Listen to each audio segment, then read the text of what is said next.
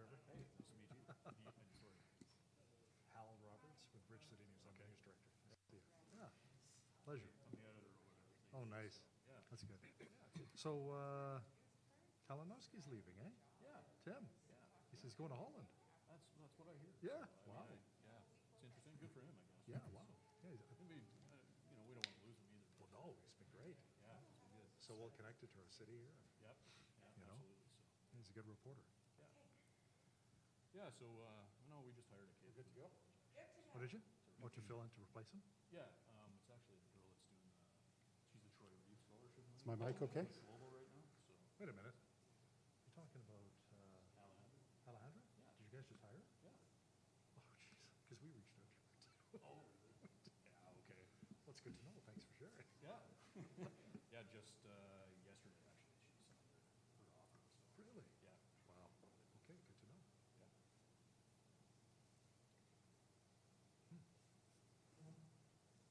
All right, are we ready to go? Yes. All right, somebody needs to say action. All right, good afternoon and welcome to the Lethbridge Chamber of Commerce's All Candidates Forum for the 2021 federal election. My name is Stephen Mogden and I'm honored to be selected to moderate today's debate. I have the rare distinction of being a past president of the Chamber of Commerce here in Lethbridge, and one of the enjoyable duties of being in that group is being asked to participate in events like this, and I'm happy to do so. I'd like to start today by acknowledging that we are gathered here in this room anyway, on the lands of the Blackfoot people of the Canadian Plains, and we wish to pay respect to the Blackfoot people past, present, and future. Lethbridge is also the home to the Métis Nation Region 3.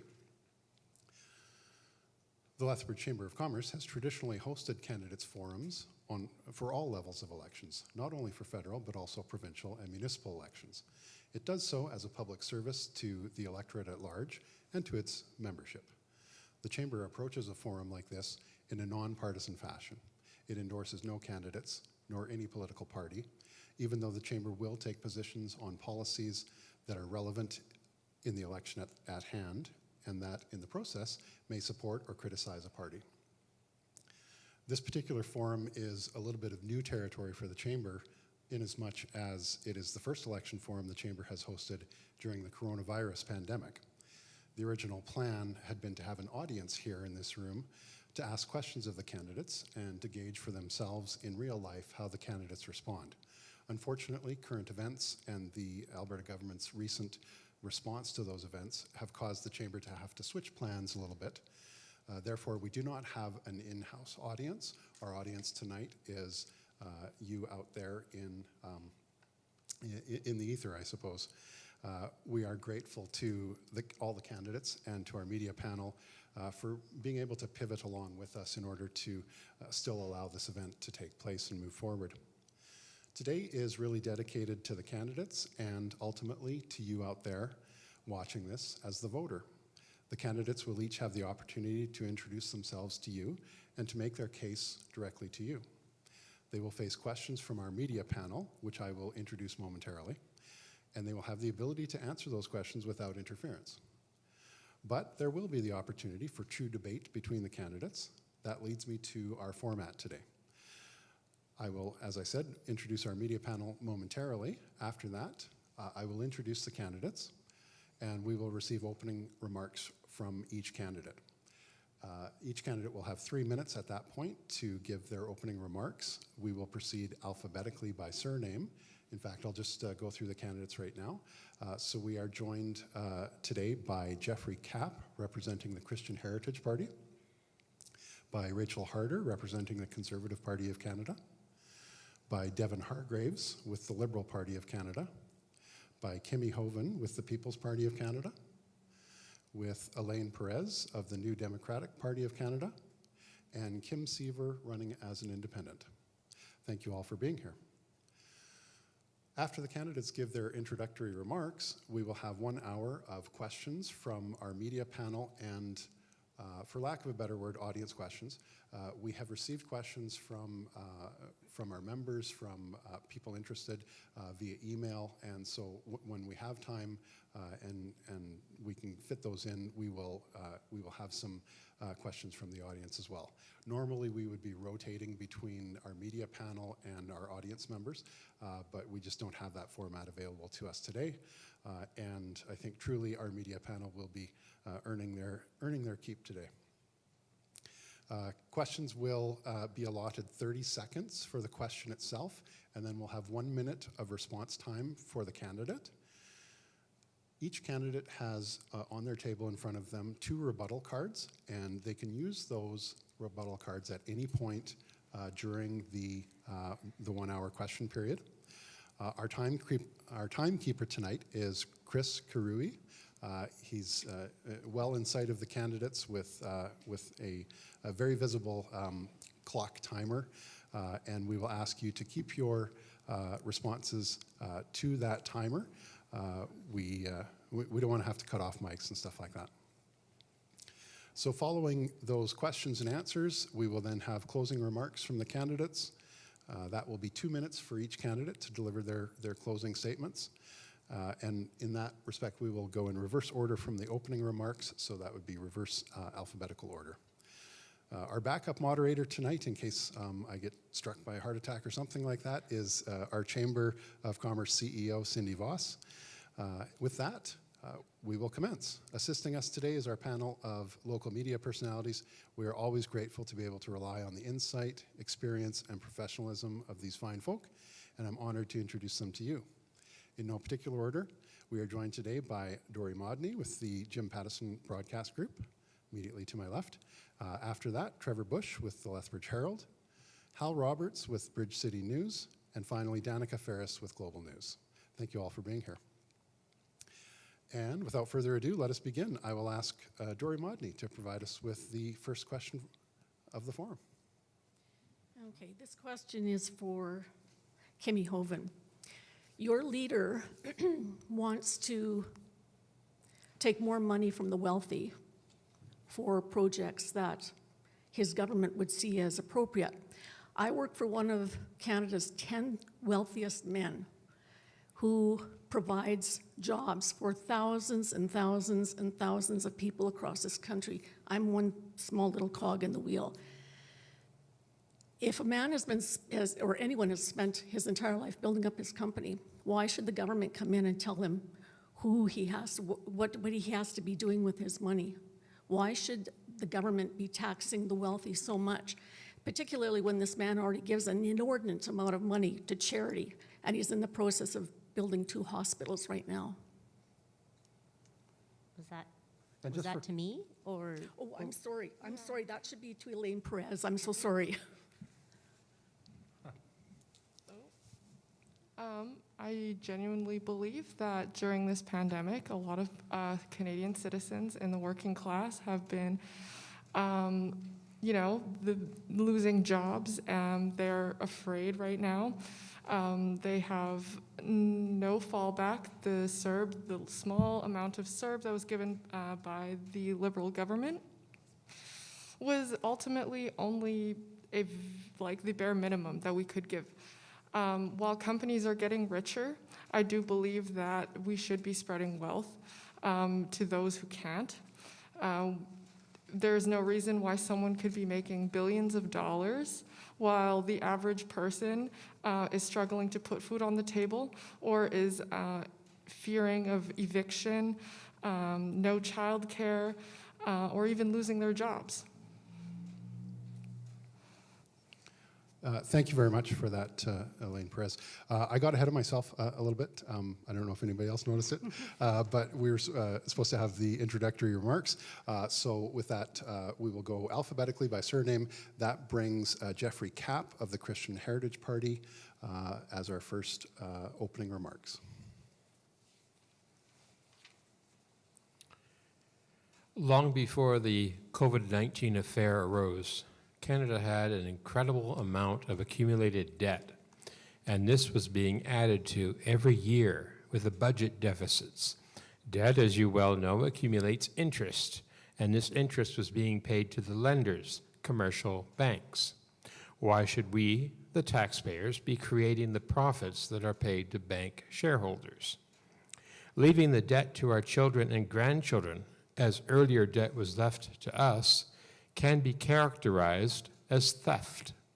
Theft of our earnings to pay for programs that are long since done and gone. Where is the benefit to us? The CHP would seek the budget being balanced and the debt being paid off like a mortgage. We could start by enacting sunset laws that bring an automatic end to government agencies, boards, commissions, and crown corporations unless Parliament passes legislation to intentionally renew them for another period. Sunset laws would clear the deadwood that consumes our tax money. Sunset laws could be written into the acts of existing important bodies, such as the Transportation Safety Board, overriding a general annual sunset provision with one tailored to the specific body. We believe in financial responsibility. Parliament must answer to taxpayers for how it spends the taxes it collects. We would like you to choose us to monitor this on your behalf. We want to be there to do what's right for you with your money. Thank you. Thank you very much, Jeffrey Kapp. Then that takes us to Rachel Harder, Conservative Party of Canada. Awesome. Well, it has been a tremendous privilege to serve as the representative of the people of Lethbridge for the last 6 years, and I'm excited to once again earn your vote. I certainly hope to serve you and your family from Ottawa. One of the best things about my role is that I don't do it alone. Instead, I'm empowered by those who send me there. I'm empowered by their stories, off of which I build my platform and the things that I contend for within our nation's capital. Now, during this election, my team and I have been knocking on doors since spring, and what I'm hearing over and over again from people of all ages and a variety of backgrounds is that they wish for change. It's time for a government that cares more about the citizens of Canada than about itself. It's time to elect a Prime Minister who is more concerned about securing your future than his own. And it's time for a government that will ultimately put people first. It's about securing jobs by recovering the 1 million jobs lost during the pandemic. Of course, part of this process has to include scrapping Bill C-48 and C-69, which have handcuffed the energy sector and stilted Alberta's economic growth. It's about securing accountability by enacting anti-corruption laws to clean up the mess in Ottawa. Elected officials should be held to the highest standard, and we need laws in place that will do that. It's about securing mental health through our Mental Health Action Plan. It's about securing our country by making sure we properly prepare for the future so that we're not caught off guard. It's about securing the economy by balancing the budget and returning to strong fiscal management. It's a shame that Mr. Trudeau doesn't concern himself with, quote, monetary policy, because after all, if he's the leader of this country and it's not his job, well, then whose is it? It's time for real leadership. It's time to bring back order to government and secure Canada's future. In our time together this evening, I look forward to sharing more about the Conservative plan to secure Canada and the integral role that each and every member within Lethbridge will play. Let's imagine a vibrant future together.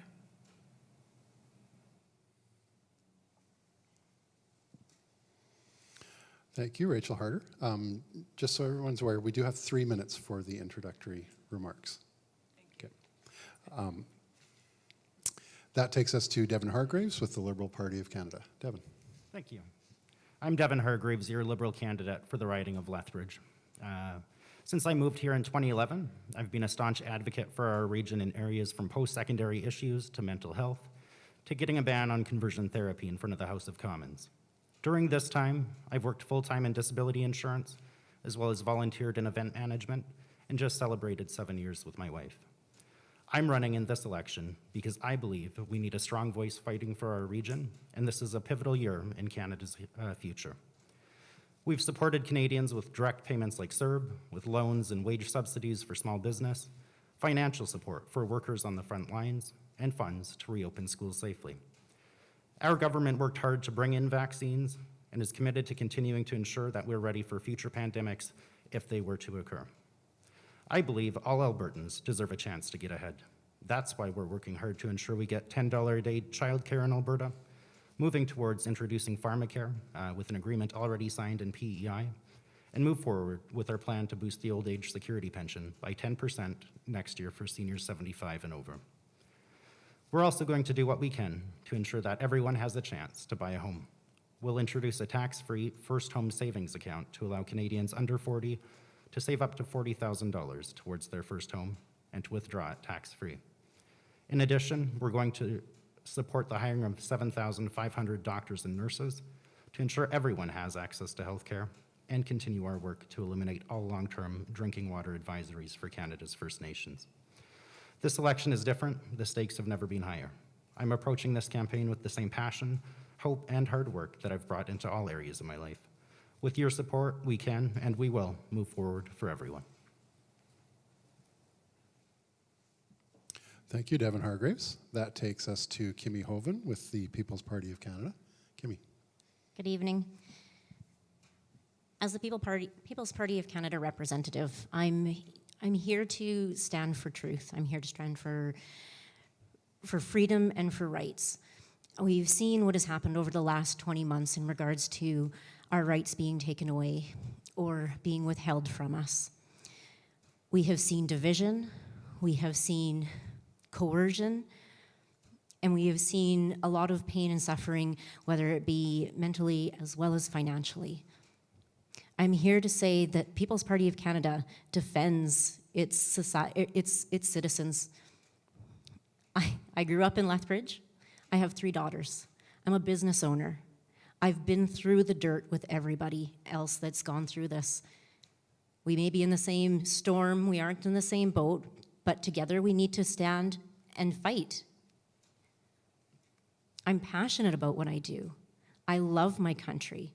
I love my community, and I want to see it grow, and I want to see it thrive. I don't want to see division. I don't want to see people scared, and I don't want to see any fear tactics being put out.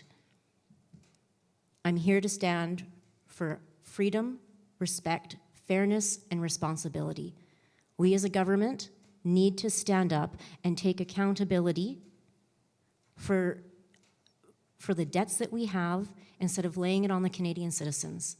We need to work together in order to make this a better place to live and a freer place to live. Thank you.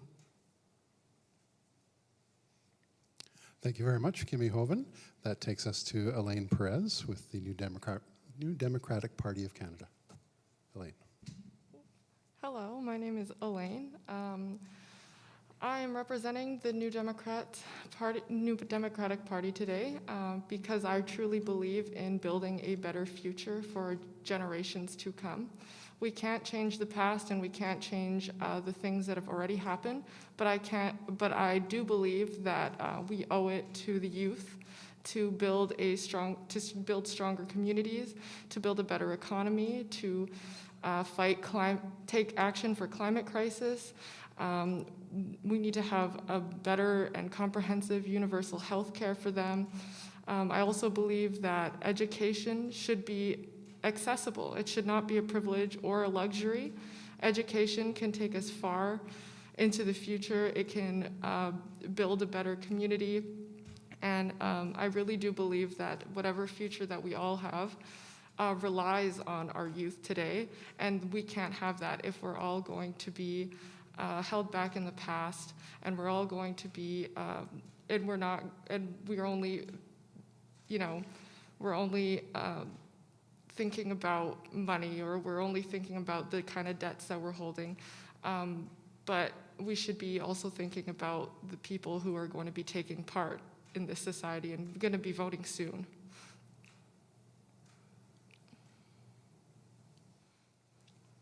Thank you very much, Elaine Perez with the New Democratic Party of Canada. That takes us to our final candidate, Kim Seaver, running as an independent. Kim.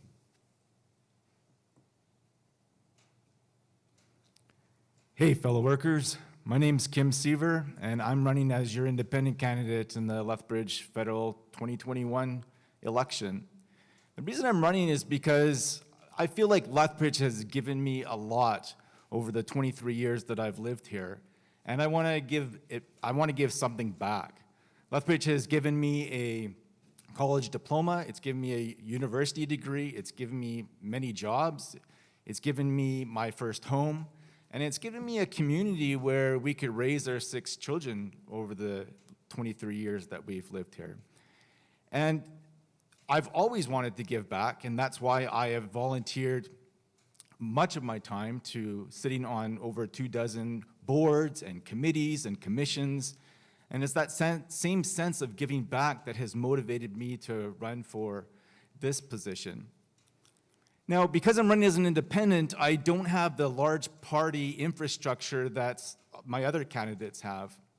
And as a result, I can't provide you with big promises. I can't promise you tax cuts or tax hikes or childcare subsidies or farmer subsidies. And so I have to run a pretty lean campaign. And that campaign can really come down to one word: solidarity. And that solidarity can break down to 3 main areas: solidarity for workers, solidarity for the marginalized, and solidarity for the environment. Solidarity for workers because workers are the backbone of this economy. Workers are the ones who produce the goods and services that consumers purchase. But as well, the vast majority of consumers are workers themselves.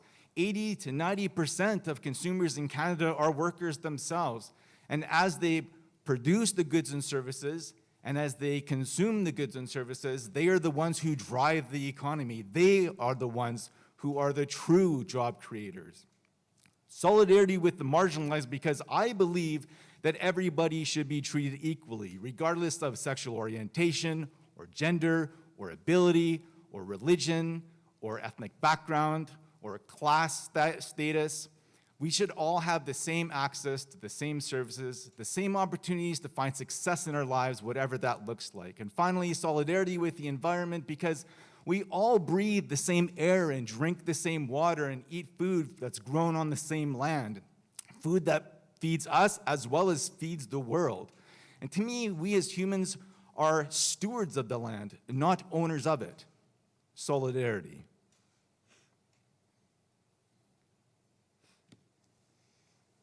Right, thank you very much, Kim Seaver, running as an independent in this election.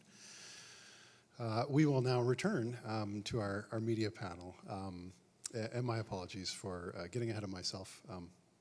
I'm more experienced than that. It shouldn't happen. But, so that will take us to Trevor Bush with the Lethbridge Herald. Trevor. Good evening, candidates. My first question would be for Ms. Harder, I believe. Lethbridge and Southern Alberta have seen many negative impacts from drugs and addictions issues and is still struggling to come up with an effective solution to this problem. I guess, where do you stand on this issue? And if elected, I guess, what could your party do to help?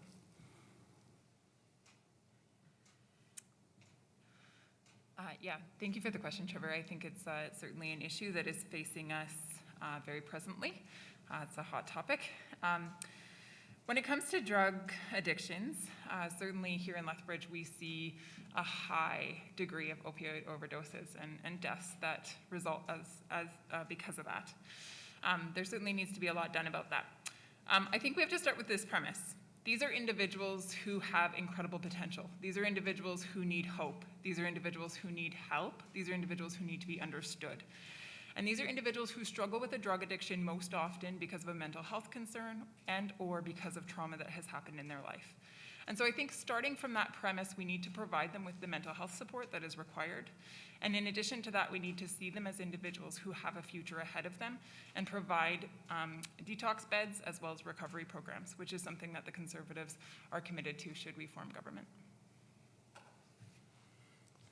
Thank you. Thank you very much, Rachel Harder. I'm going to continue on with the media panel. Once I get through the media panel then I'll start with some of the audience questions. So that'll take us to Hal Roberts with Bridge City News. Hal. Thanks so much, Stephen. This question is for Devin Hargraves, Liberal candidate here. Devin, the federal election is costing taxpayers $610 million. We're in the middle of a pandemic. We're around the room here wearing masks. There's still wildfires burning across the country. Many Canadians are angry at Liberal leader Justin Trudeau for calling this election to begin with, saying the timing is terrible, and really he just wants a majority government. This is just a very greedy move on his behalf. So what do you say to a lot of those Canadians, including people here in Lethbridge, who are angry with your leader for even calling an election in the first place?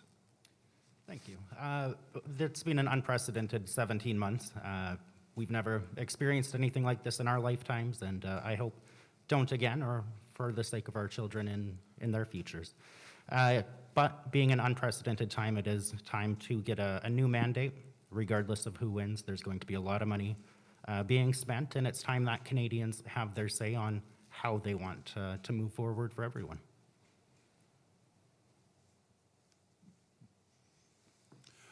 Thank you very much, Devin Hargraves. Just a reminder to candidates, the rebuttal cards can be played through this process. If you want to weigh in on the subject that a candidate has just addressed, you are certainly welcome to do that if you still have a rebuttal card left. So with that, we'll move to Danica Ferris with Global News for our fourth question. Thank you. My question is for Kimmy Hoven. You posted a meme to Facebook recently comparing vaccine mandates to the Holocaust. How do you draw a straight line between the idea of a vaccine passport and the mass murder and attempted extermination of the Jewish population during World War II? So it's not there's no comparison between the Holocaust and what we're going through. What the comparison was for the tyranny that's happening. You tell people that they can't go anywhere without papers. The government should not have the power to do that. Where did that take us in 1930, through 1940? It led us nowhere.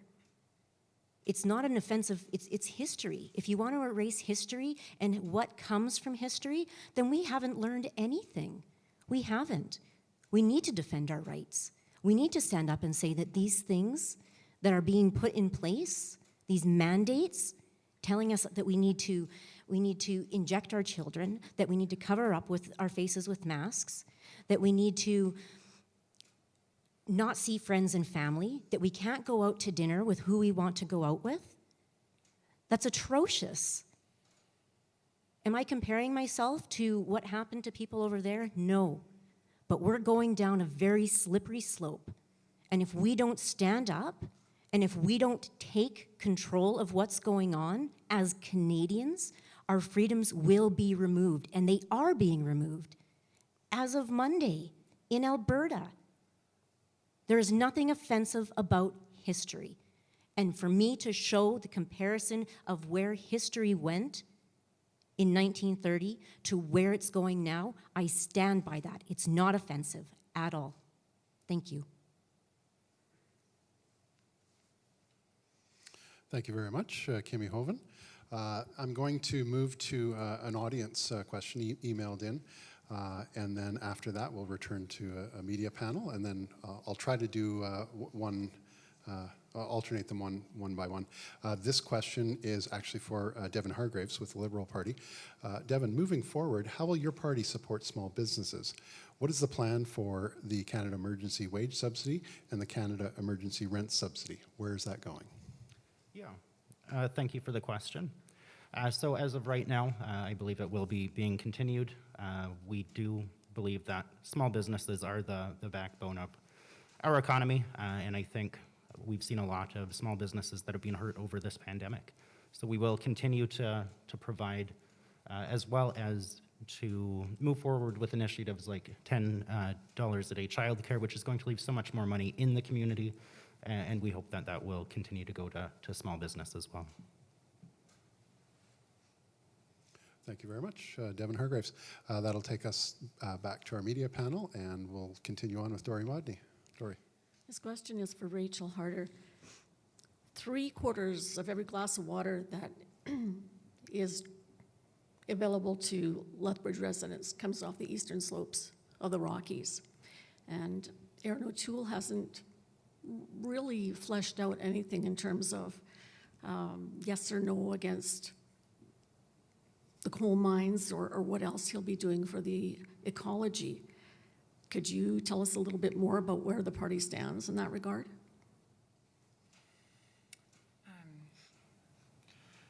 Sure. So this question pertains to the provincial government. Ultimately, they're the ones that have to put standards in place in terms of coal mining.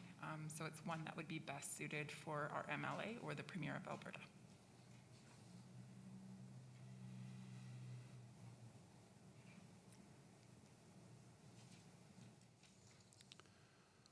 right, thank you, Rachel Harder.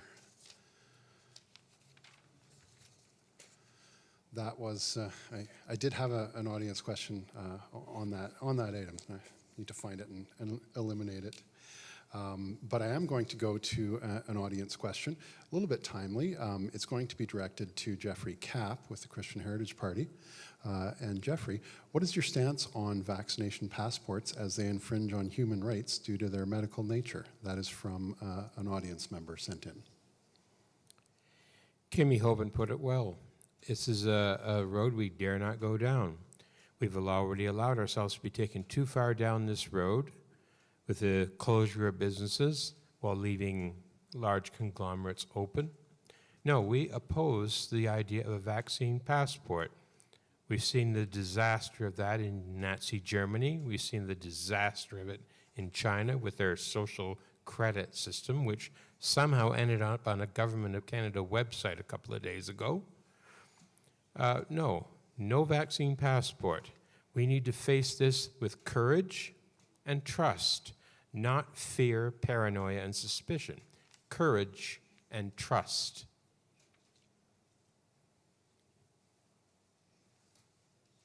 Thank you very much, Jeffrey Kapp with the Christian Heritage Party. Back to our media panel, Trevor Bush with the Lethbridge Herald. My question would be for Mr. Hargreaves. Climate change, concerns remain top of mind for many Canadians in this election. But in Alberta, it's often framed as a need for striking balance between non-renewable resource development and measures to control the advance of climate change. Do you think it's actually possible to strike that balance, in your opinion, and where does your party stand on that? Thank you. It is possible to strike that balance. I know we're all moving away from oil and gas. It is inevitable, but we're going to continue to work to support that industry as we reduce greenhouse gas emissions. Our platform is to reduce greenhouse gas emissions by 40% by 2030, whereas the Conservatives want to pull it back to 2005 levels set by Stephen Harper. Our world's moving forward. It's important that we do and that we keep up with that as well.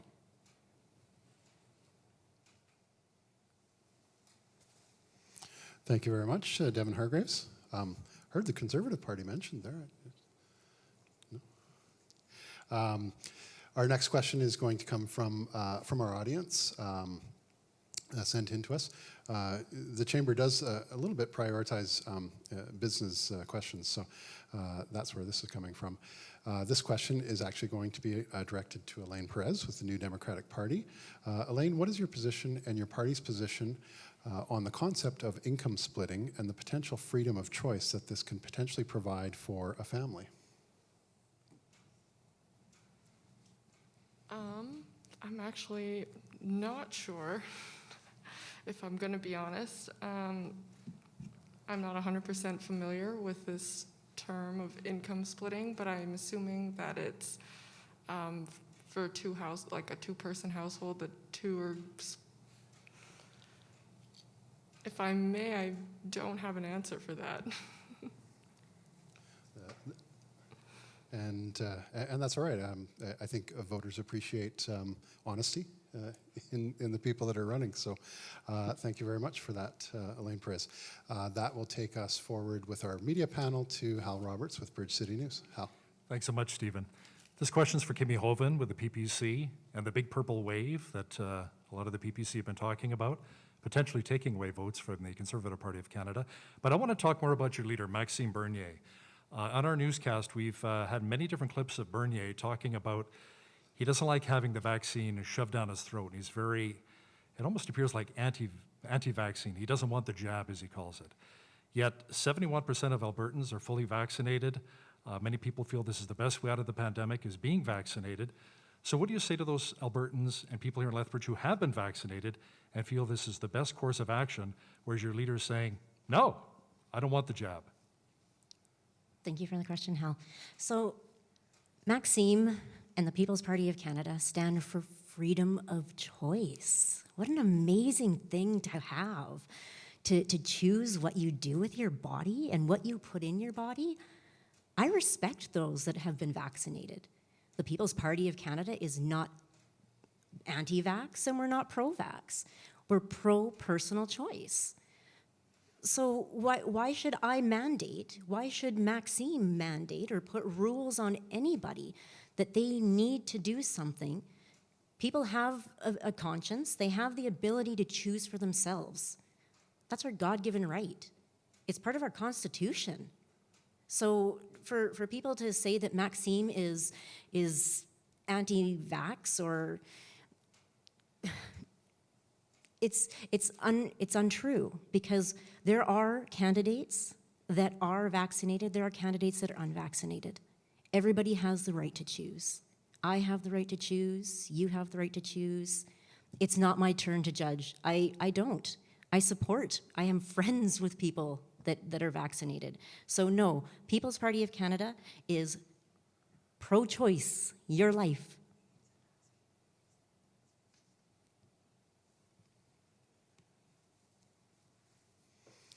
Thank you very much, Kimmy Hoven. So we will go back to an audience participation question. This is going to be directed to Kim Seaver. Kim, there's lots of talk, certainly in this area, in Lethbridge, about affordable housing, but we've also seen that on the national stage as well. Strong housing availability supports our labor force. How will you help to ensure that our labor force can remain housed?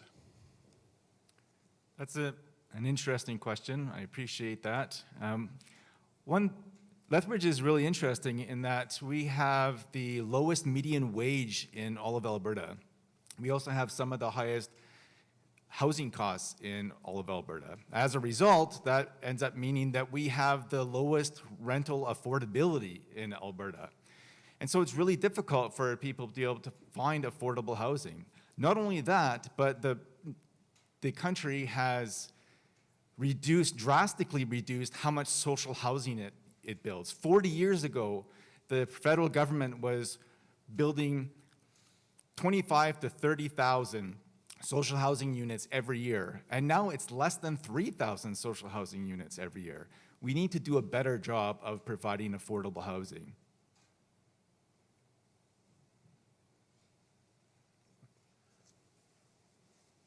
All right, thank you very much, Kim Seaver. That will move us back to our media panel. I believe we are back to Danica Ferris with Global News. Danica. Thanks. This question is for Devin Hargraves. We often hear voters in the West complain that they don't feel as if their votes matter. What is your stance on electoral reform, and do you believe that some changes need to be made? I believe it's a discussion that can definitely be had, and we need to see what Canadians want and proceed with that. This is the system we have right now, so I encourage everyone, get out, let your voice be heard. This is what democracy is for, and yeah.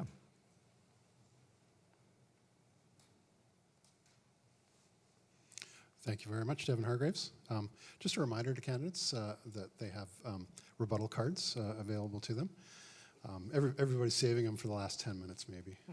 Get that knockout blow in. This question is coming from an audience participation member, and it is directed to Rachel Harder with the Conservative Party of Canada.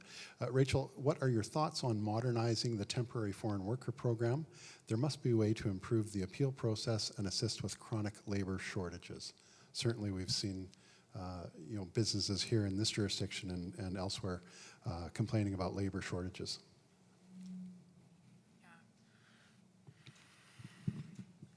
I certainly appreciate the question. Definitely many workers employers who I'm speaking to here in Lethbridge are having a very difficult time finding employees, and especially right now. And a big part of that is because the government is paying them to stay home. And we're talking about people who are able people, they can work, I believe they should work. And if they were to do so, it would solve a lot of these issues. Nevertheless, the TFW program is worth talking about as well. And of course, there is an opportunity there to reform the program and to make sure that we're bringing skilled workers into Canada and that we're facilitating that process for the employers who require those individuals to come. In addition to considering reforms to the DFW or the TFW program, I think it's also worth noting that our party is committed to reviewing the process by which we bring people into the country or receive immigrants into the country. with credentials.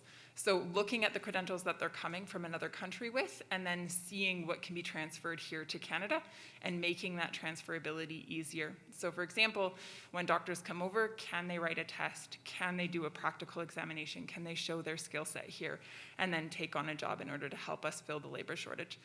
These are the types of questions we're asking, and these are the types of problems we're wanting to solve on behalf of Canadians. Thank you very much, Rachel Harder. That will take us back to our media panel. Dory Modney. Okay, this is for Kim Seaver. Significant amount of money that flows into the city of Lethbridge comes from agriculture. And I don't have to tell you how bad the scene is for agriculture right now between the drought and the fires and the heat wave. And could you let us know what's your thought on subsidies for farmers? Yeah, I'm specifically supportive of subsidies when it comes to family farms. I'm less supportive of subsidies when it comes to corporate farmers. Family farmers it's important that we as a country support our family farms. It's important that we provide income supports, rather get away from insurance claims and make sure that we have income supports in place instead. As well, we need to make sure that we are maximizing the ability for farmers to be able to sell the fruits of their labor. For example, before the Canadian Wheat Board was abolished, Canadian farmers were receiving over 90% of the grain revenue that the country produced every year.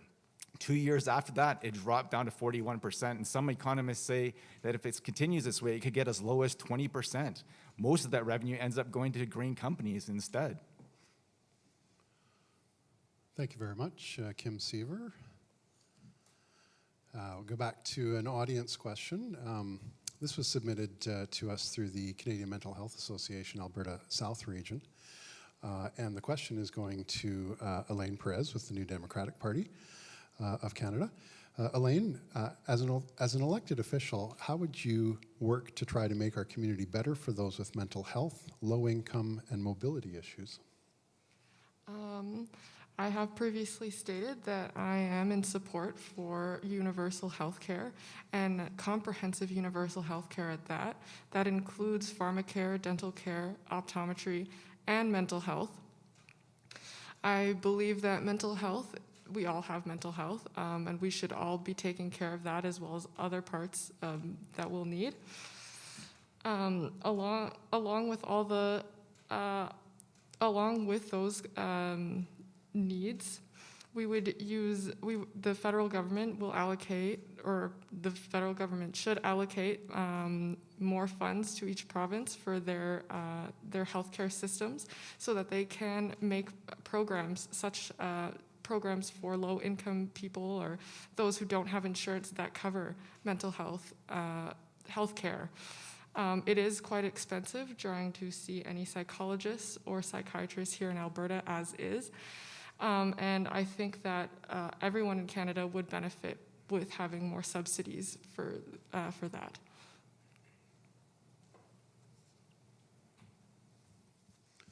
Thank you very much, Elaine Perez. That will take us back to our media panel. Where am I at? It's Trevor, right? I think so, yeah. Trevor Bush with the Lethbridge Herald. My question would be for Kimi Hoven. I guess the financial support policies and programs of the federal government during the pandemic have significantly swelled the national debt and deficit. Does your party have a plan to wrestle this under control, I guess? Absolutely. So you have to look at how much we spend. If I ran my business the way, or my household the way the government has run this country, I've stated before that I wouldn't be able to afford a home, let alone a cardboard box. There needs to be accountability for those things that are being spent. So the cuts across the board are reducing the amount of money that's put through to the UN, to helping other countries when we don't even help our own countries. It's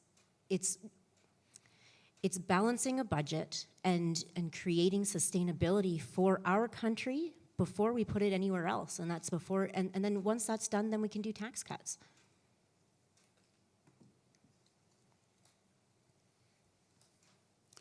Thank you very much, Kimmy Hoven. It's going to take us back to an audience participation question. This question is directed to Rachel Harder with the Conservative Party of Canada. Rachel, given the fact that every human should have a right to love and be loved, and given the overwhelming studies done on the negative effects of conversion therapy has on an individual's self-worth, resulting in substance abuse, depression, and high suicide rates amongst youth, would you kindly outline your reasoning for voting against the bill to ban conversion therapy? Thank you. I welcome the opportunity. The bill C6 with regards to conversion therapy was brought to the House of Commons, and originally I voted in favor of it.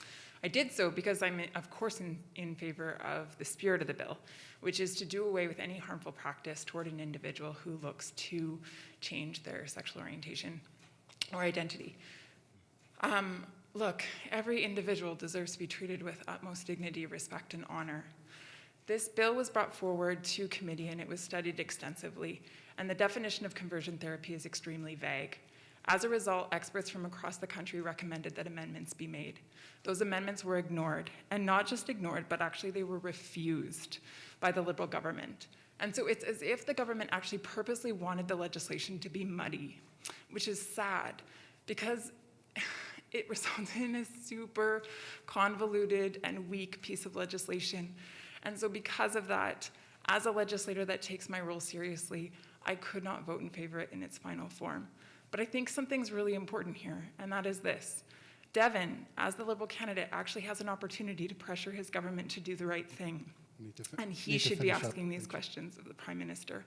Because the Prime Minister called an election when this piece of legislation is before the Senate, and the Senate has the opportunity to pass it. Now, instead of allowing the Senate to do its job and move forward with this piece of legislation, the Prime Minister called an election, which means that actually Bill Rachel, C6 you're over just your died. Minute. Devon Hargraves, you've been mentioned. Yeah, I will. Thank you. Just put it towards the end of the table if you don't mind. Yeah. Yeah, banning conversion therapy, there's no ifs, ands, or buts about it. It has to be done. I wrote the petition to get it to the House of Commons. I think most of the amendments being referred to were intended to water that bill down to the point where it would be essentially irrelevant. It shames me that the representative for the riding that petition came out of could not vote to it, did not consult on it. I would have been happy to talk if she had reached out. And it is a priority for our government. If reelected, we'll get this passed within the first 100 days.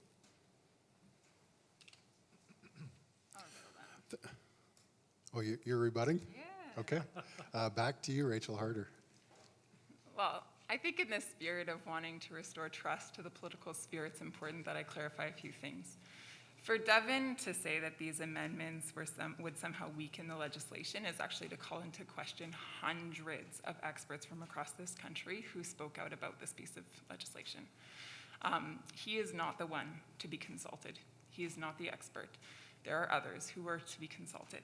And those were the teachers and the doctors and the clinical practitioners, the counselors, the youth workers, the parents, and the faith leaders across this country who were brought to the table and asked to speak. And hundreds of them did, and they called for reform. And the Liberal government had the opportunity to make this legislation crystal clear, and they refused to do so. Why did they refuse to do so? I would surmise that they did that because they wanted to use it as a political football. They wanted to cause division. They wanted individuals like me to be put into a corner where we had to vote no to it because it was weak legislation. And that's unfortunate, because instead of standing up for the most vulnerable and getting this legislation done, they chose politics. Thank you very much. Anyone else? I see Jeffrey Kapp with the Christian Heritage Party wants to weigh in on this. Jeffrey. I recently had the chance to watch the movie The Imitation Game. There's two stories there, The Enigma Project and also Dr. Turing. What was done to Dr. Turing after they discovered he was homosexual was horrible, abusive. They basically forced him to die with what they did. Now, there's no way that any humane person would support what happened to Dr. Turing and others like him. No way. There's no reason at all why parents should not have the full right to raise their children according to the dictates of their conscience. That is what the CHP stands for. Parents in charge of their own children. They know them the best, and they love them, and they care, and they want to prepare them to be grown-ups. And definitely, parents should have a higher priority over the lives of their children than counselors, teachers, and others. Thank you very much, Jeffrey Kapp. Any others? Well, that got us going. Trying to recall, I think that was an audience participation question a few minutes ago. So I think we're back to our media panel, and we will ask Hal Roberts with Bridge City News to provide the next question. Hal. Thanks so much, Stephen. This question is for CPC Lethbridge candidate Rachel Harder, the incumbent. Rachel, many people feel that the Conservative Party right now has gone so far to the left it's become more of a centrist party, and that's shutting out a lot of true social conservatives. That's why many people agree that the PPC has gained in popularity, the so-called purple wave, because your leader has gone so far to the left. In fact, many people would argue that it's hard to tell the difference between Justin Trudeau's platform and Erin O'Toole's platform right now on the campaign trail. I was speaking with the Canadian Taxpayers Federation recently, and the federal director, Franco Terrazzano, was showing me a picture of Erin O'Toole with a big sign saying that he will eliminate the carbon tax. And then he went back on his word. So let me ask you, how can we, as voters, constituents, trust Erin O'Toole as a leader and a potential prime minister?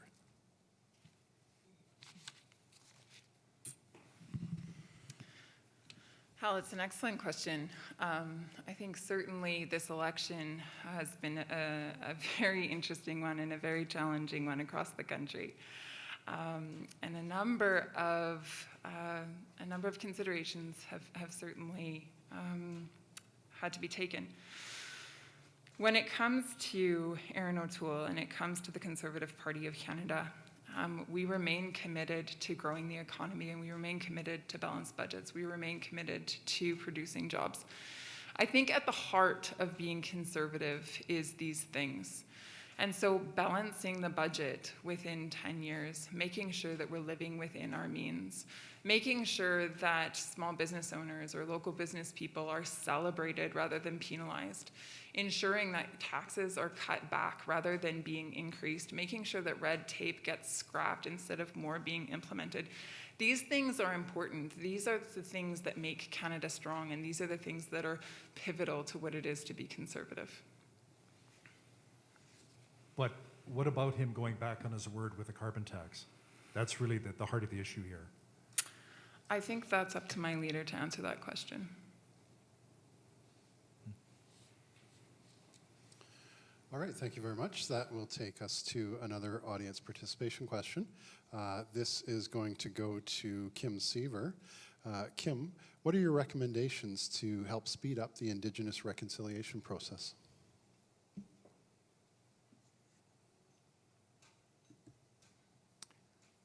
I think the best way to speed up the reconciliation process is to start implementing the recommendations from the Truth and Reconciliation Report.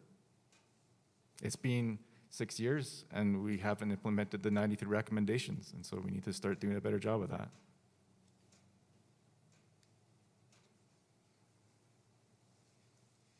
All right, thank you very much, Kim Seaver. That will take us back to our media panel.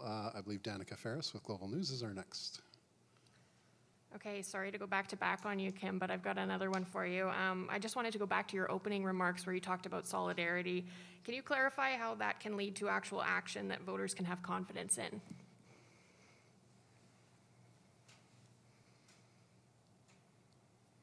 Yeah, so basically it would mean that any issue that would come through the House of Commons, before I would vote on it, I would determine one of two things. Either, is this in the best interest of Lethbridge or not?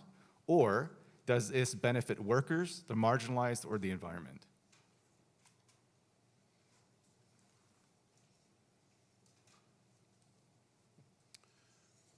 Thank you very much, Kim Seaver. Just trying to find the question that I had lined up. Okay. Originally, a question was posed by a member of the audience. And I directed that to Elaine Perez with the New Democratic Party, because there was nobody had indicated to whom it should go. The questioner actually got back in touch with us and asked that we direct this to either Rachel Harder with the Conservative Party or Devin Hargraves with the Liberal Party, and that is that question on income splitting. And so I'm going to direct it to Devin Hargraves. And Devin, what is your position and your party's position on the concept of income splitting and the potential freedom of choice that this can potentially provide for a family? I'm going to have to join Elaine. I'm not too familiar with that myself. All right. Rachel, do you want to weigh in on that? Sure. Okay. Sure. So income splitting, of course, can serve a really positive purpose in society.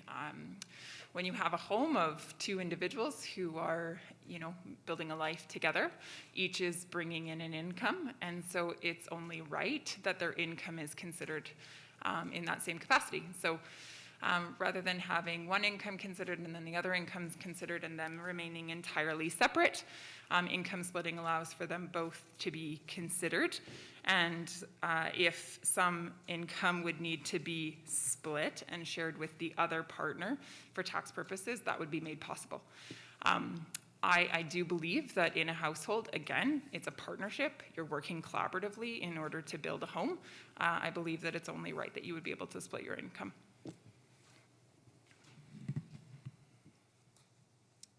All right, thank you very much. That's going to take us back to our media panel. Dory Modney with the Jim Pattison Broadcast Group. Dory. This is for Devin Hargraves. The Liberal Party has promised for a very, very, very long time to deal with the potable water issues on Indigenous lands. And and yes, I understand that there's some movement there, but it just seems to crawl and crawl and crawl. And how is it that we, in a country like Canada, do not have adequate water for this country's Indigenous people? Why? What is taking the Liberal government so long to deal with this? Yeah, so since the Liberal government came to power, we've lifted over 100 long-term water advisories. We've also prevented just under 200 short-term water advisories from becoming long-term, and we're committed to keeping, to bring those numbers down. Of course, with COVID, it did slow some things down, but it is a commitment that is very near and dear to the Liberal Party, and we will continue to work until everywhere in Canada has clean drinking water.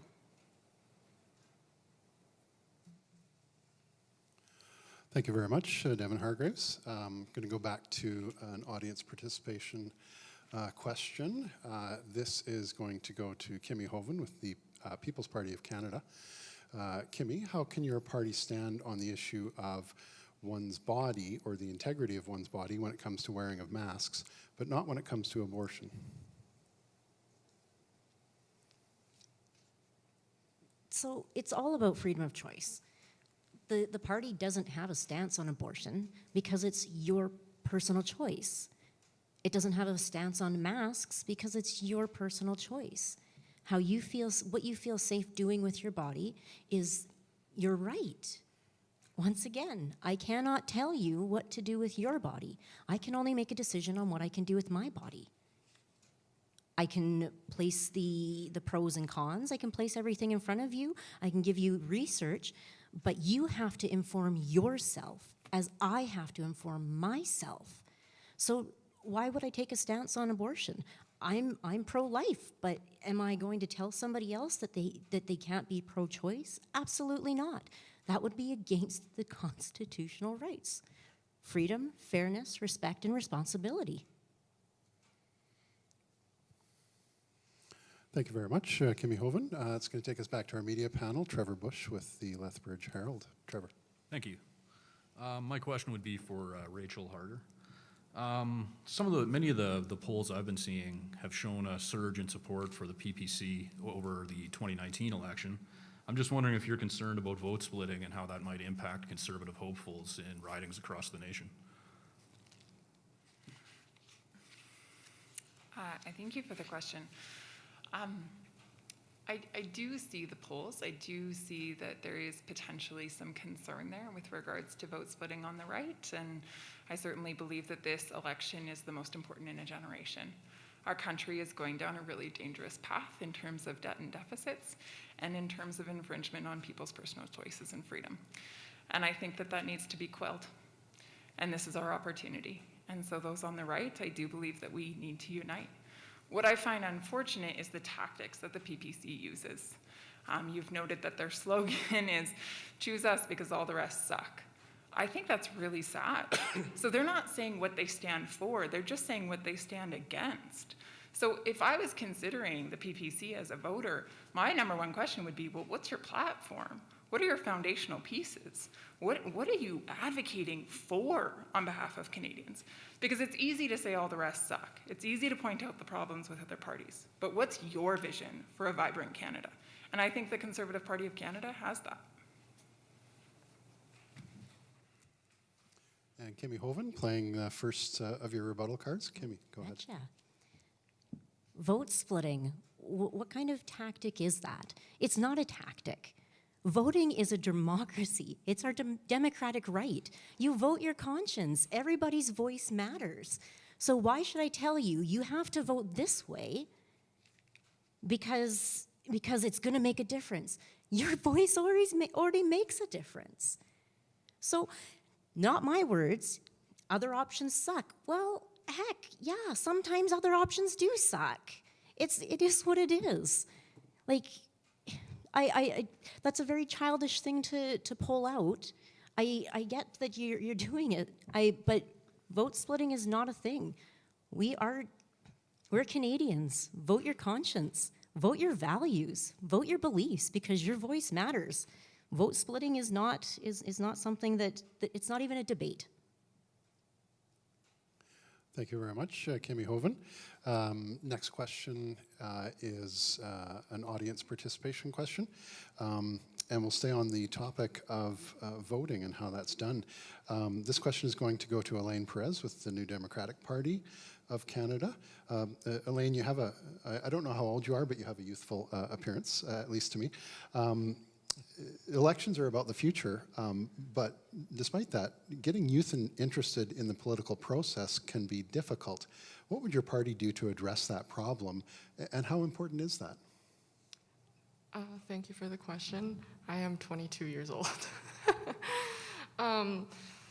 We want to make, curriculums all across Canada should cover, Canada's voting and democratic processes. I think it's very important. It's very relevant that the youth understand how important and how those processes take place.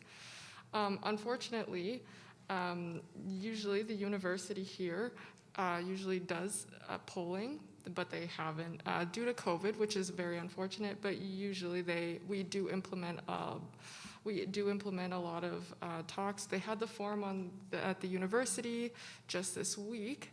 But basically, we just want to be able to reach out to the youth, making sure that even the youngest of kids starting in junior high understand what kind of duties they have when they are of age. Thank you very much, Elaine Perez. That's going to return us to our media panel. I believe we're back to Hal Roberts with Bridge City News. Thanks so much, Stephen. This is for Kim Seaver, the independent candidate. Kim, you were shot down as a potential candidate for the NDP, and I haven't seen many Kim Seaver signs out there. So how can we take you seriously as a candidate? Is this more of a vanity project for you, being that you don't have a party backing you up? What kind of an impact do you think you could potentially have as an MP going to Ottawa when you don't have the support of a party? Yeah, so the first thing regarding signs is signs are inefficient. They don't engage with the voters. And if signs made a difference, then we would see NDP and Liberal MPs in Lethbridge instead of Conservative MPs, and we don't. So signs don't make a difference in the election. They're a waste of money, and they end up being thrown in the garbage. And so they're waste in general. As far as being able to make a difference in Ottawa, I'm running on being the best representative Lethbridge can have, because I won't have to worry about having to toe the party line. Every vote I make in the House of Commons will be based on whether it's good for Lethbridge or not, regardless of what every other MP votes for in that, regarding that motion or that bill or whatever it happens to be. I don't have to worry about that. The only person I'm accountable to is the Lethbridge constituency. I don't have to worry about any party or a party whip or anything else.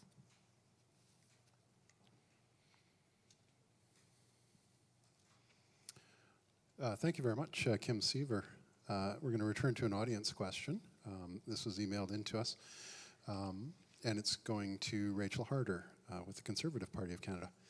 Rachel, it is common, especially with federal Alberta representative positions, that they do not represent their constituents once voted into office. They instead focus on appeasing special interest corporations, party partisanship, fringe minority opinions, or worse, solely personal views, which do not represent the peoples of urban and rural Lethbridge district riding.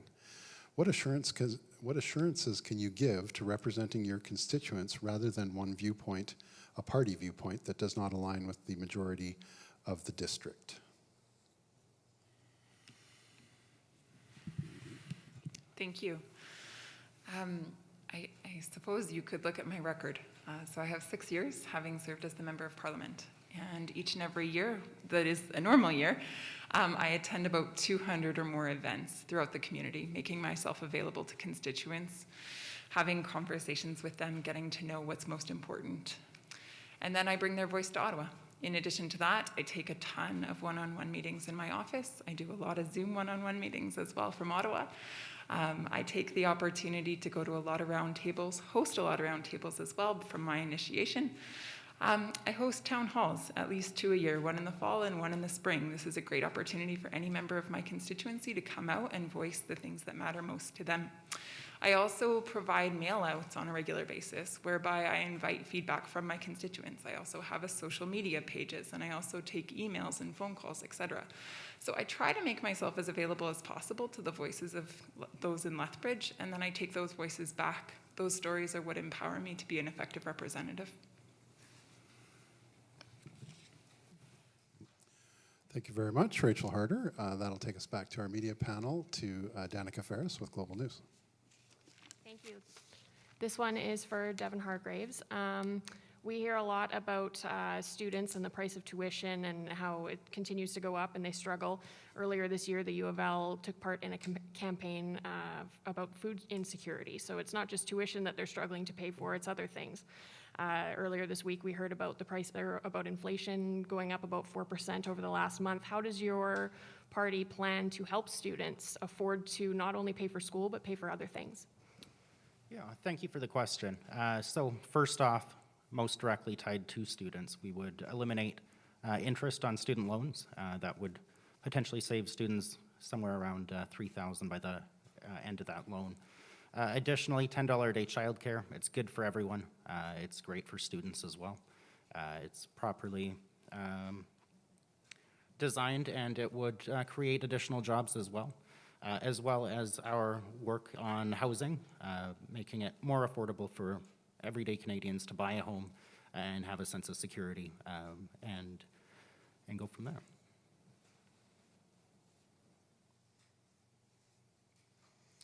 Thank you very much, Devin Hargraves. This next question, audience participation question. This is going to be directed to Jeffrey Kapp with the Christian Heritage Party. Jeffrey, what are your party's thoughts on improving communication between the provinces and territories? COVID has showcased many challenges that lack of communication poses for national trade. Does your party have any thoughts on that?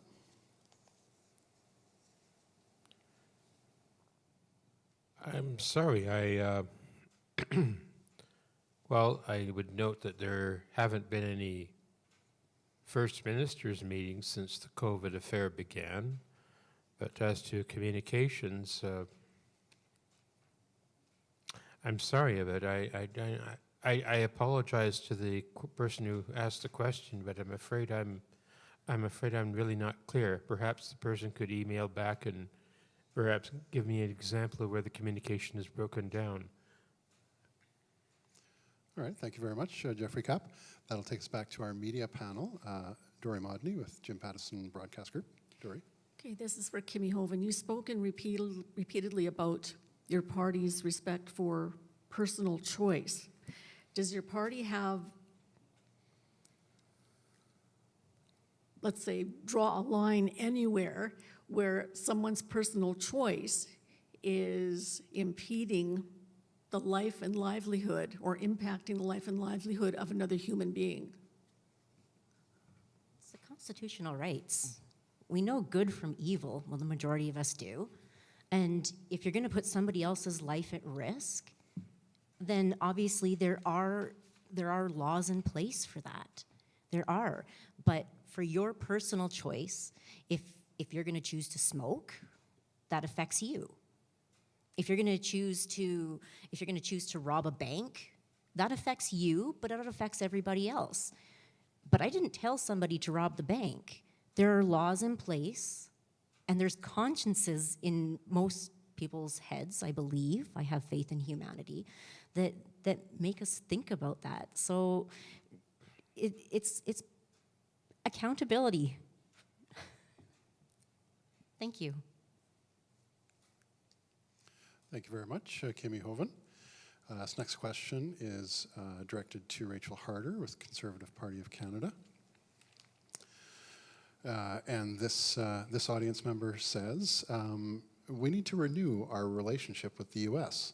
How would your party ensure Canada is a valued ally, especially in things like diplomacy, cross-border traffic, and critical mineral supply chain?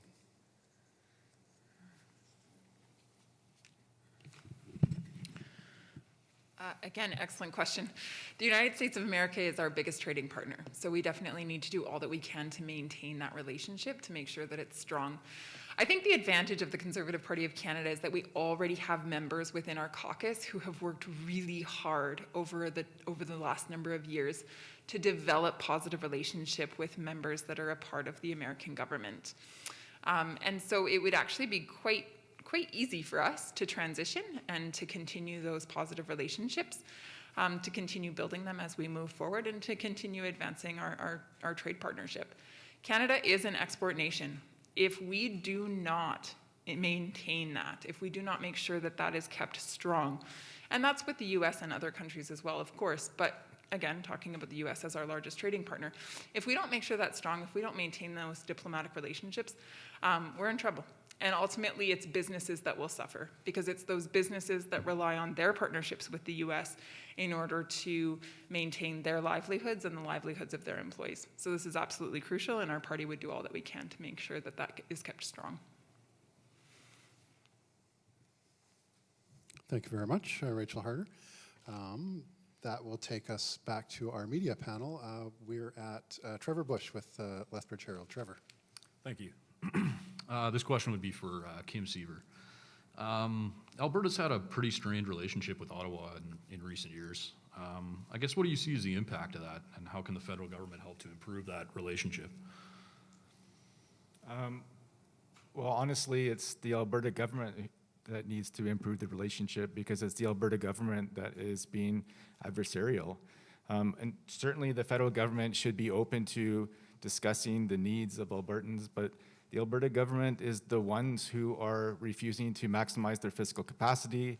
They're the ones who are being divisive in the rhetoric they use, and they're the ones who are making demands of the federal government. So I'm not sure that the federal government has the onus to make the changes that need to happen.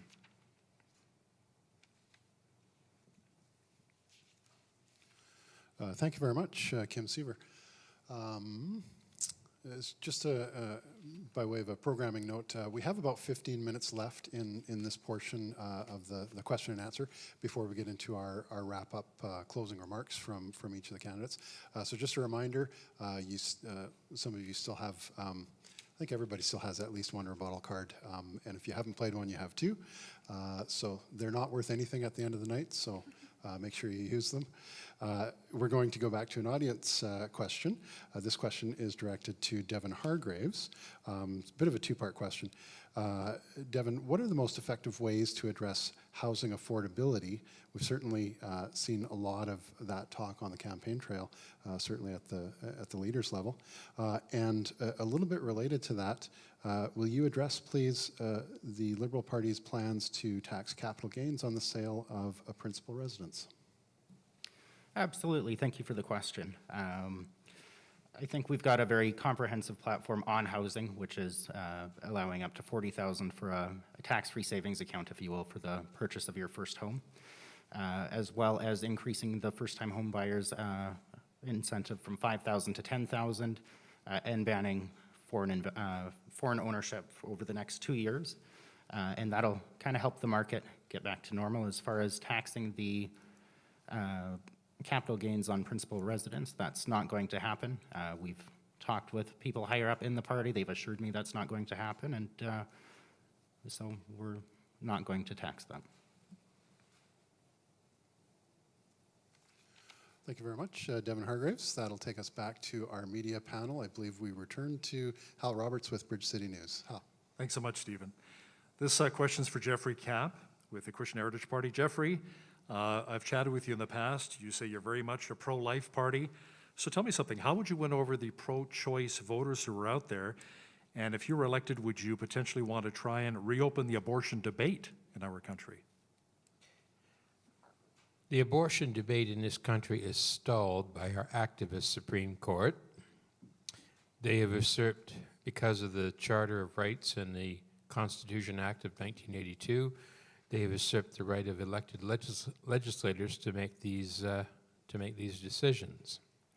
That said, we realize, even if a few of us get elected in this election, it's not going to change the law. Nothing is going to happen in that front. What we need are Canadians to understand that the unborn child is a human being. It has a beating heart 19 days after conception, and it's not a part of the woman's body because it has different DNA. Half of the DNA came from the father. What we want to do is help people understand, and we also want to encourage people to know there are help organizations available to help women through a crisis pregnancy.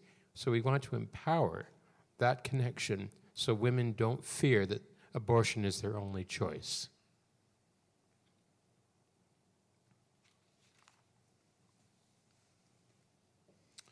Great, thank you very much, Jeffrey Kapp. It's going to take us back to audience participation questions. This question will be directed to Kimmy Hoven with the People's Party of Canada. Kimmy, how will your party help remove tax barriers for childcare expenses? Would your party support an eligible business expense in that regard for small and medium enterprises? Sorry, can you repeat that, please? Yeah. How will your party help remove tax barriers for childcare expenses? And would your party support an eligible business expense for small and medium enterprises? I don't know how to actually answer that question. So I'm not gonna make up anything. So it's not what I'm here for. So I'd have to actually pass on that. Sorry, love. That's all right, dear.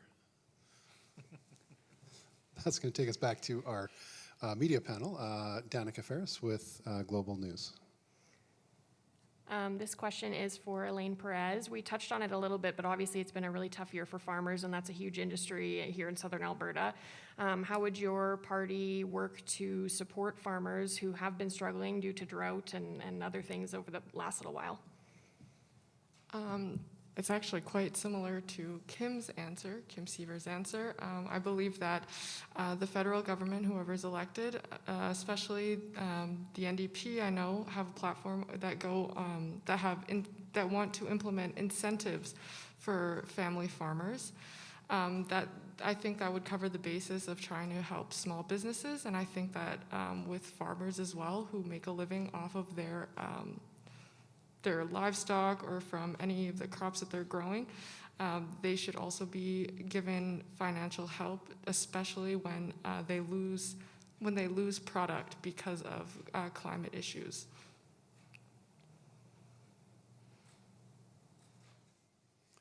Thank you very much, Elaine Perez. We'll go to audience participation questions. This one is sure to get the rebuttal cards whipping out really quick because it's on tax system changes.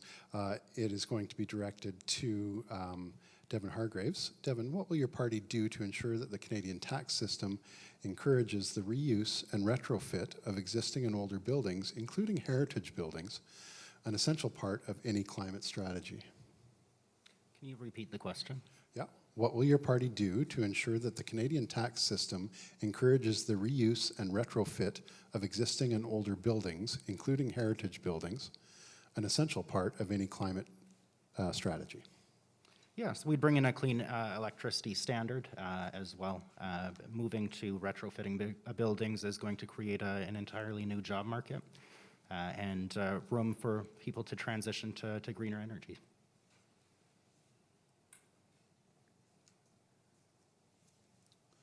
All right, thank you very much, Devin Hargraves. That'll take us back to our media panel. Dory Modney with the Jim Pattison Broadcast Group. For Kim Sievers. Kim, what is your take on the opioid situation, and how do you feel it should be appropriately dealt with? The opioid situation is very complex, and going into our 7th year. We're in our 7th year now, and the problem is that we've been using a very limited approach. We need a multifaceted approach in order to deal with the crisis. We need harm reduction services. We need greater detox services. Currently, there are only 8 detox beds in all of Lethbridge, and that's more than we used to have only three years ago. We need to make sure that there are intox services, there are treatment services available, but we need to go further than that. We need to decriminalize and legalize all illicit drugs, and then in addition to that, we need to regulate them, because not regulating drugs means people are consuming drugs that contain all sorts of chemicals in them, and that is leading to a lot of the deaths. And yeah, that's all the time I have. It takes more than a minute to go into solving the opioid crisis. But we'd be really impressed if you could do it in a minute. I did my best. That would be fantastic. But, all right, we'll move back to audience questions. This question is for Rachel Harder with the Conservative Party of Canada. Rachel, given that your party has taken a position on the banning of certain firearms, and that position stands in direct contravention to that taken by your party leader, Erin O'Toole, can you tell us where you stand? Is it with the party policy or with the party leader on this question?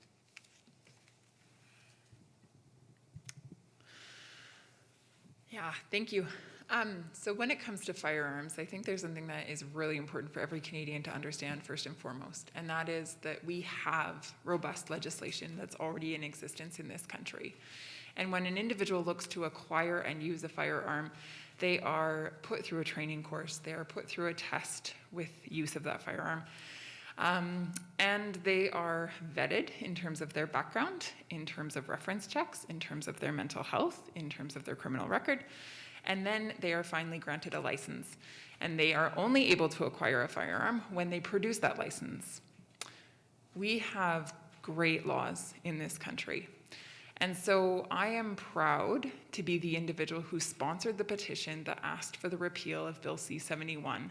And I stand by that petition calling for the repeal of Bill C-71.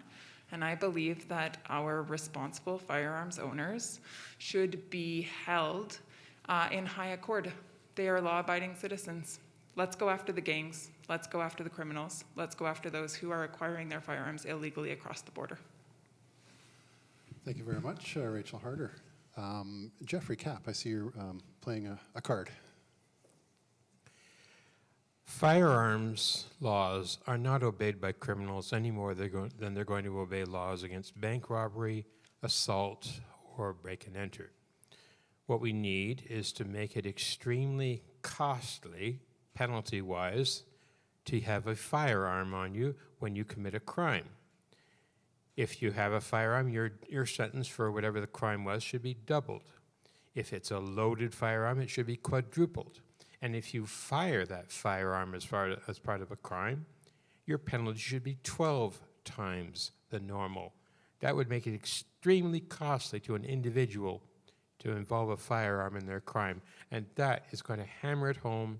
That is how you're going to fight crime, and that's how you're going to stop them from being so gleeful and casual about involving a firearm. It's going to be applied to drug crimes, it's going to apply to rape, it's going to apply to assault. And that's how you get at criminals for what they're doing. Leave the owners alone, fight the responsible people alone. So that's the minute, but just a quick follow-up on that. If they won't regard or obey the laws prohibiting things like bank robbery or illegal use of firearms, why would they care if the penalties are 12 times what they ordinarily would be? Well, if you go to 2 years for a bank robbery, you're going to end up in jail for 24 years. All right, thank you, Jeffrey Kapp. That will take us back to our media panel. We have returned to Trevor Bush with Lethbridge Herald. Trevor. My question would be for Rachel Harder. Has the federal government done an adequate job in addressing the pandemic in the past 2 years, and how would you or your party's approach have differed?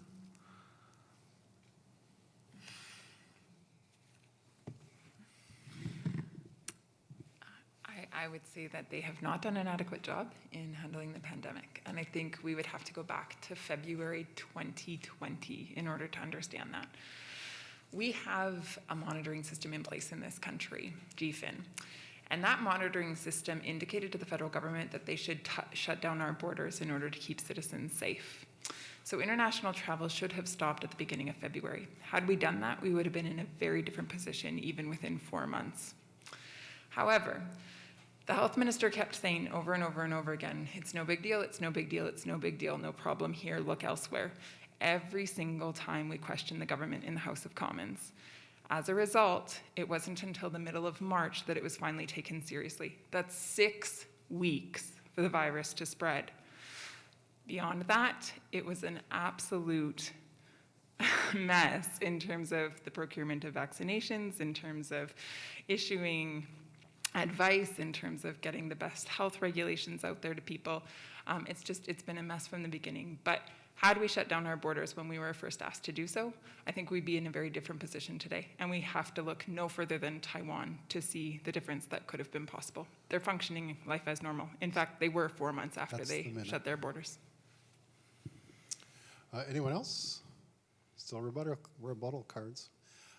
If not, then we'll maybe have time for one or possibly 2 more questions. We're just bumping up on our time limit. Hal Roberts, do you mind if I go to you? Yeah, no, sure, that'd be great. Thank you, Stephen. This question's for NDP candidate Elaine Perez. Elaine, the energy sector's been hurting for a very long time right now in Alberta. Farmers have been hurting due to the drought, as we've discussed earlier tonight.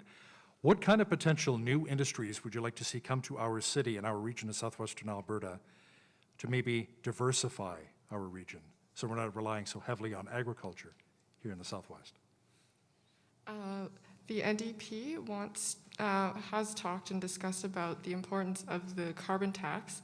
However, that is only a step in the right direction, and it's only the beginning. With that tax dollar, we should be able to implement new industries to start building infrastructure for low carbon emission energy, including more wind turbines, more solar panels, and we should be able to start with small municipalities in building that kind of infrastructure so we don't have to rely so heavily on oil and gas here in Canada.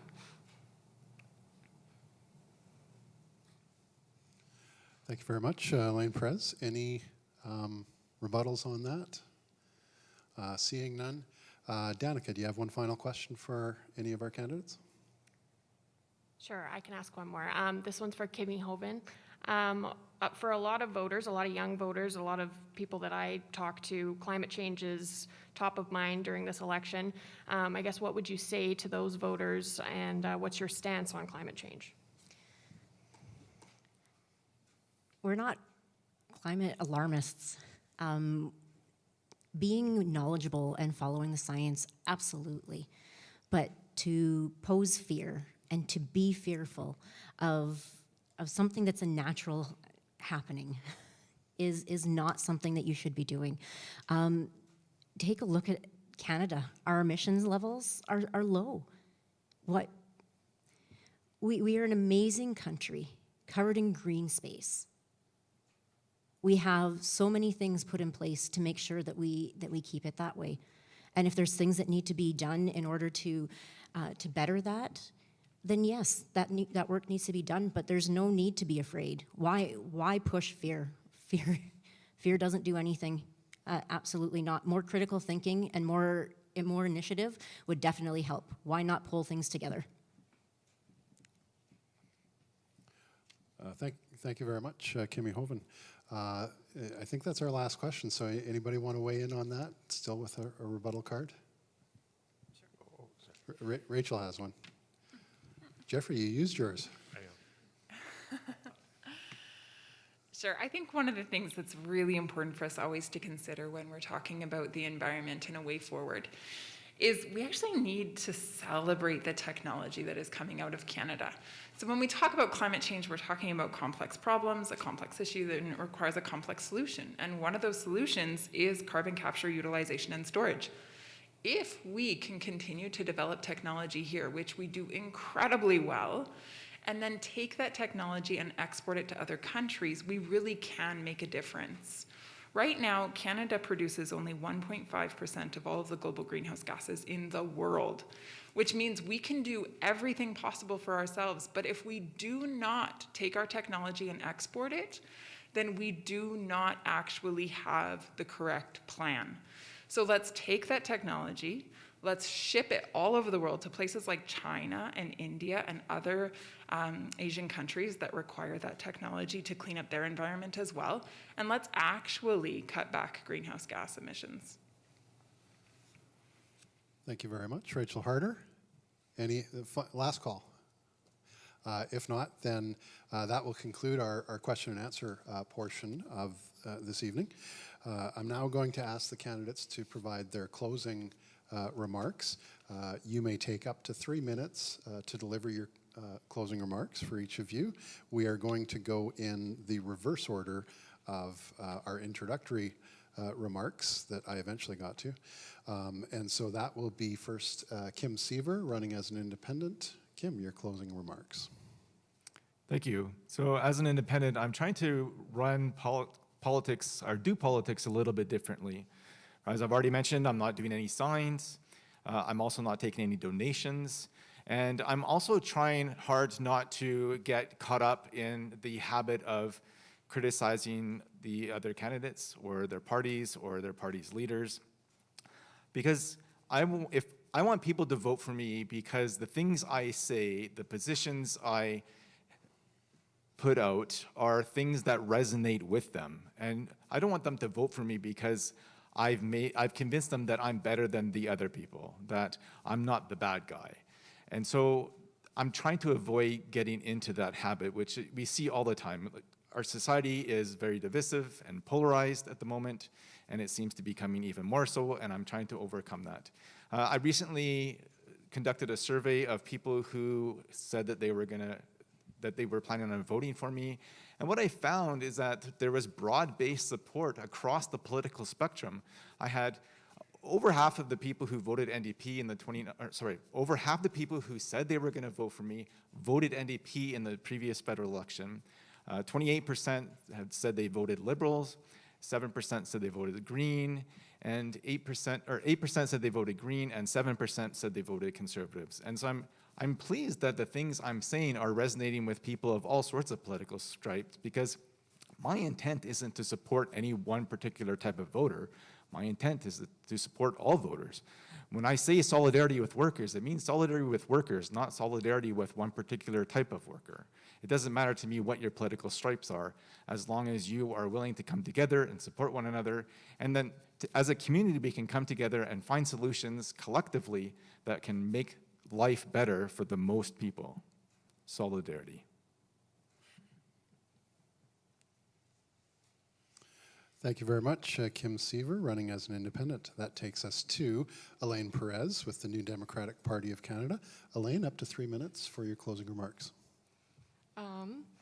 I just want to say that how important it is that we do get to take part in democratic processes, and we do get to elect an official to represent us in Ottawa. And I understand there have been some criticisms of me online because I am so young, but I think that I had to start somewhere, and everyone had to start somewhere here. And I think that because I am younger, I can bring a new perspective and understanding to Ottawa that I think would be helpful in policy change and trying to make a difference within our communities.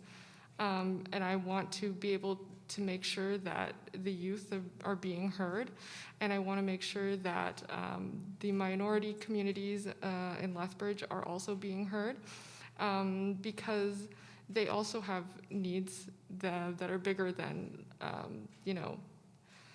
the majority. They also struggle, and I think are always overseen by a lot of government policies, and I want to make sure that they're seen. Thank you very much, Elaine Perez with the New Democratic Party of Canada. That will take us to Kimmy Hoven with the People's Party of Canada. Kimmy, you have up to 3 minutes for your closing remarks. Freedom, respect, fairness, and responsibility. I'm not here pandering for your votes. I'm not offering money for anybody's votes. The People's Party of Canada is not trying to buy votes. We're trying to make this country amazing. We're trying to get it on track again. We're trying to make it so that we have an economy that can continue to grow. We're trying to create unity. Why division? Why include? Why segregate? We stand as the only party that is against these mandates that are going on. We're the only party that stands against carbon tax. We need to stand together. I am an everyday Canadian. I don't come from an ivory tower. I don't come from a wealthy family. I've worked hard my entire life for what I have. And I want to make sure that others have the opportunity to do that as well. We need to be accountable for ourselves. We need to be accountable for our country and hold those that are in power to that accountability. No lying, no deceit. Freedom, respect, fairness, and responsibility is where we stand. Vote your conscience. Thank you. Thank you very much, Kimmy Hoven, representing the People's Party of Canada. That takes us to Devin Hargraves with the Liberal Party of Canada. Devin, up to 3 minutes for your closing remarks, please. Thank you. Now more than ever, we need a government that believes in supporting Canadians so we can bring our economy roaring back, so we can get our businesses back to normal, and send our kids to school in a safe manner. I'm running as a Liberal because in order to do these things, we need a strong government, and Lethbridge should have a seat at that table. During the pandemic, the Conservatives fought against support for Canadians. Even recently, Erin O'Toole was praising the leadership of Jason Kenney in this pandemic, which got us to where we are today with. What I'm hearing on the doors and on the phones is that Lethbridge is ready for change. I invite you to join me in making that change a reality. I've always been invested in this community and will continue to advocate for our region. The Liberal Party is the best progressive option in 2021, and I want to move Lethbridge forward. I also want to thank Steve, our moderator, and my fellow candidates, as well as our great media panel. Thanks for taking the time to do this. Democracy is important, and I'll encourage all of our viewers as well to get out and vote, let your voice be heard, and I hope on September 20th I would have your consideration. Thank you very much, Devin Hargraves with the Liberal Party of Canada. That will take us to Rachel Harder, Conservative Party of Canada. Rachel, 3 minutes for your closing remarks. Thank you, Steve. Mr. Trudeau called this election at a time when it is entirely unnecessary, except he saw an opportunity not for you, but an opportunity for himself. The sad thing is, however, he misread the Canadian people. He misread their hunger for change. You see, they are realizing that this election is an opportunity to secure a vibrant future rather than have more of the same. This election is about unleashing the potential held within people like Matthew, who at the age of 9 started his own business, raising eggs. Those eggs are now served proudly in restaurants right across the province. Matthew is a young entrepreneur. He's a rising star. He's not a so-called fat cat or a tax cheat, as Trudeau would like to make him out to be. This election is about people like Joe, who started an agricultural tech company in his garage and now, a short while later, employs 27 people. His company has huge potential. The problem is, Canada's current business environment is hostile to him. Joe needs a government that will create an environment where innovation is celebrated and potential is unleashed. This election is about Caitlin, who helps run her family's farm and who sees the need to conserve land and water while making soil stay nutrient-rich and air stay pure. Caitlin is an environmentalist, and so are those who are farming around her. Caitlin needs a government who sees agriculture as our nation's superpower, not just because farmers literally feed the world, but because they steward the planet. This election is about Graham, a skilled engineer who I met while door knocking. He is sick after being on sick leave after being diagnosed with severe depression. He's currently working with his doctor to balance his meds so that he can return to work and once again enjoy some level of normalcy. Graham needs a government that will invest in mental health services and implement a plan that will ensure Canadians are able to access the help they need when they need it. Ultimately, this election is not about Trudeau. It's not about his needs. It's about you and your needs. It's about real people with real stories. It's about Matthew, Joe, Caitlin, and Graham. It's ultimately about you. You are the solution makers, the problem solvers, the wealth generators. And so I'm optimistic as the Member of Parliament for Lethbridge about our future here, but our future as a country. And the reason for that optimism is because of the people and the potential that is held within, waiting to be unleashed. So on September 20th, I'm asking for your vote so that we, together, can build a vibrant future.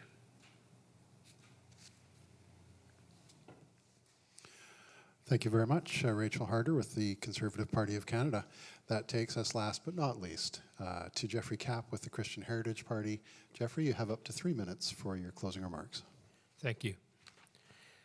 A matter that truly concerns me is the various ways that the people of our country are being divided from one another, chiefly by means of identity politics.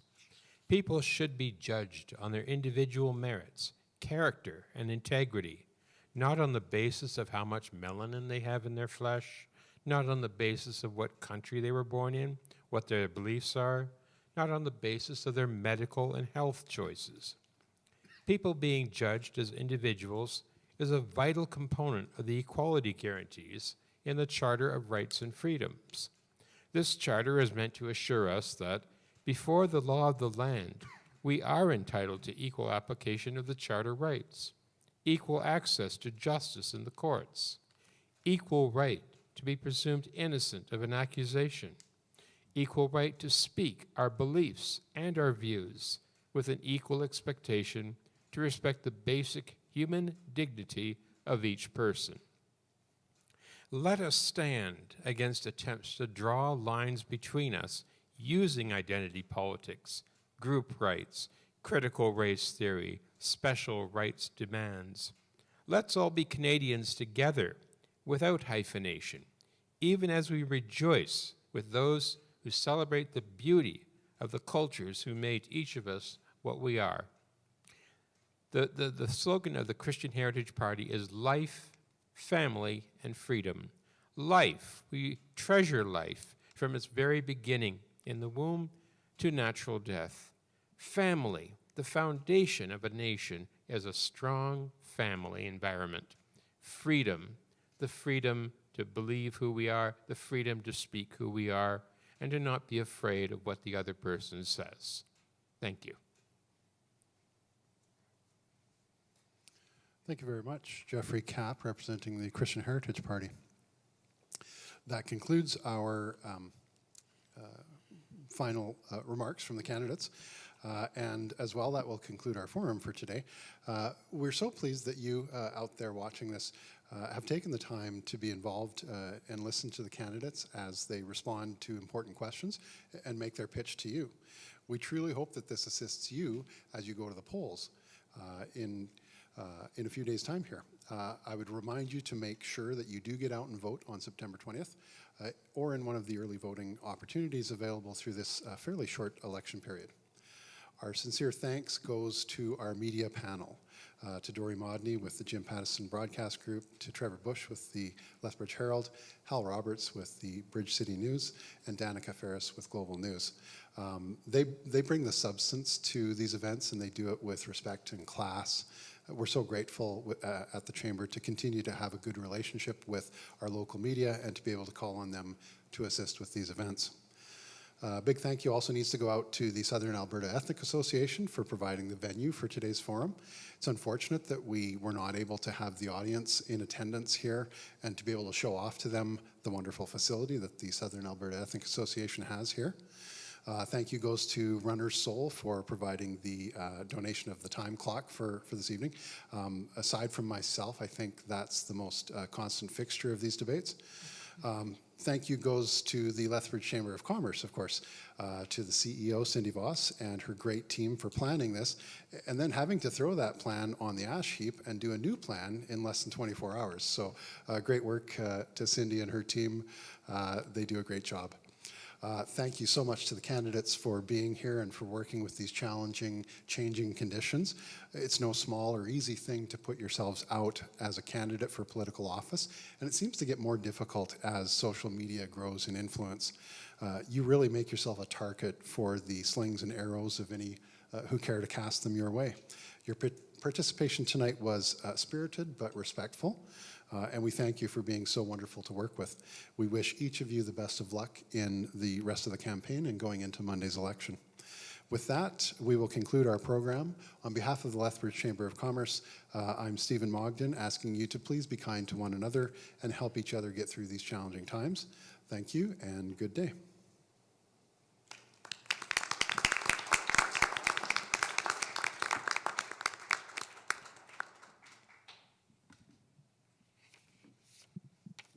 Thank you, everyone. That was awesome. It's just so weird to do these without like an audience, right? Like, Stephen, you did an excellent job. Yeah. I've done it before. I know you have.